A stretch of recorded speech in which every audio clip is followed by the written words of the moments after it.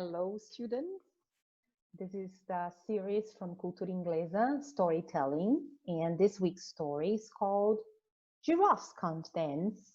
It's one of my favorite stories about Gerald the giraffe. I hope you enjoy it as much as I do. So I'm going to share the pages of the book so you can all see the pictures very, very beautiful and clear. Shall we get started?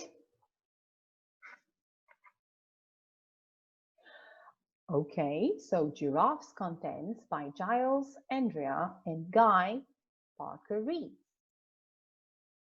Oh, and this is a picture of a baobab tree, one of the symbols of Africa, and a baby elephant to set the scenery of the story. Gerald was a tall giraffe whose neck was long and slim, but his knees were awfully crooked and his legs were rather thin. He was very good at standing still and munching shoots of trees, but when he tried to run around, he buckled at the knees. Such a shame. Now, every year in Africa, they hold the jungle dance, where every single animal turns up to skip and prance.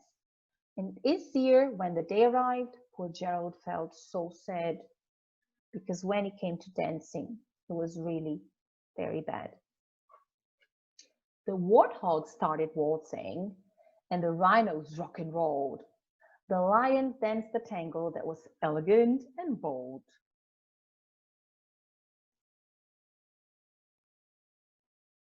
The chimps all did a cha-cha with a very Latin feel, and 8 baboons then teamed up for a splendid Scottish reel. Gerald swallowed bravely as he walked towards the floor, but the lions saw him coming, and they soon began to roar. Hey, look at clumsy Gerald. The animals all sneered. Giraffes can't dance, you silly fool. Oh, Gerald, you're so weird. Look at Gerald. Gerald simply froze up. He was rooted to the spot. They're right, he thought. I'm useless. Oh, I feel like such a clot.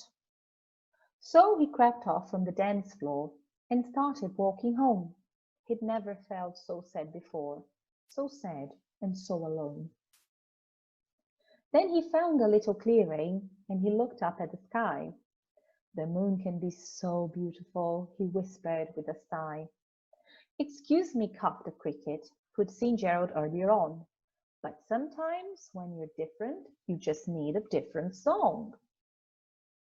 Listen to the swaying grass and listen to the trees. To me, the sweetest music is those branches in the trees. So imagine that the lovely moon is playing just for you. Everything makes music if you really want it to. With that, the cricket smiled and picked up his violin. Then Gerald felt his body do the most amazing thing. His woos had started shuffling, making circles on the ground. His neck was gently swaying and his tail was swishing round. He threw his legs out sideways and he swung them everywhere. Then he did a back somersault and leapt up in the air. How fantastic is that? Gerald felt so wonderful, his mouth was open wide. I'm dancing, yes, I'm dancing. I'm dancing, Gerald cried. Then one by one, each animal who'd been there at the dance arrived while Gerald boogied on and watched him quite entranced. They shouted, "It's a miracle! We must be in a dream. Gerald's the best dancer that we've ever seen."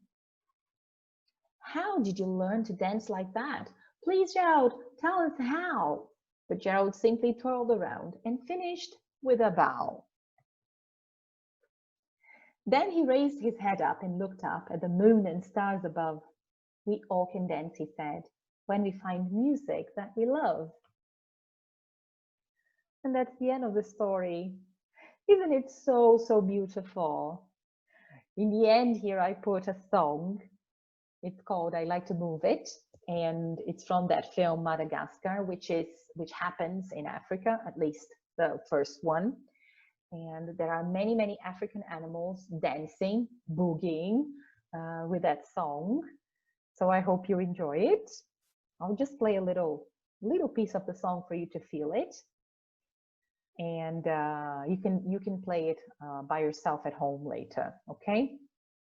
And the homework for you is either to invent a new dance like Gerald did. You can show it to your family, to your teacher if you want.